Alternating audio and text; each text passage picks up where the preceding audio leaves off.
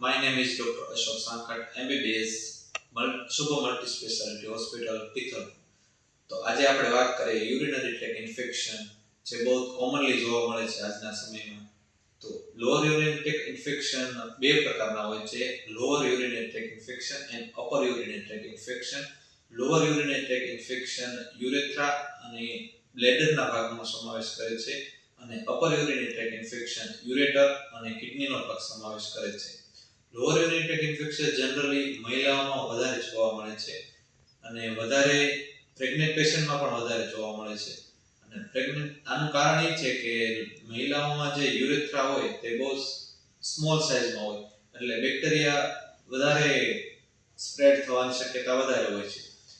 આ ઇન્ફેક્શન થયા પછી પેશન્ટને ઠંડી લાગીને તાવ આવવો, એબ્ડોમિનલ પેઇન થવું, બેક પેઇન થવું, આવી રીતની બહુ સમસ્યા રહે છે અને પેશાબની કરતી વખતે બહુ જલન થવી, આવી સમસ્યાઓ સાથે પેશન્ટ આવતું હોય છે. અને જનરલી આ પેશન્ટ જો ટ્રીટ ન થતું હોય ટાઈમ ટુ ટાઈમ અને પેશન્ટ હોસ્પિટલ પણ ન પહોંચતું હોય તો અપર યુરિનરી ટ્રેક ઇન્ફેક્શન થવાના ચાન્સ વધારે રહે છે અને તેમાં કિડનીનો પણ સમાવેશ થાય છે અને આપણે પાયલોનેફ્રાઇટિસ કહીએ છીએ. તો આ ઇન્ફેક્શન થયું તો એમાં શું આપણે કરવું જોઈએ?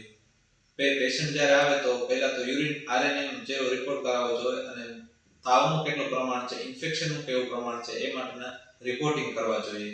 અને રિપોર્ટિંગમાં કઈ રીતનું ઇન્ફેક્શન આવે છે એ પ્રમાણે આપણે એન્ટીબાયોટિક જે નાઇટ્રોફ્યુરેન્ટન જેવી ચાલુ કરવી જોઈએ અને સિરપમાં આપણે વાત કરીએ તો સિટ્રાલ્કા જેવી અત્યારે સારી બ્રાન્ડ સારું રિઝલ્ટ મળે છે અને આઈવી ફ્લુઇડ વધારે ચાલુ રાખવું જોઈએ, જેથી કરીને પેશન્ટને 5 થી 7 દિવસમાં સારી એવી રિકવરી મળી જાય છે.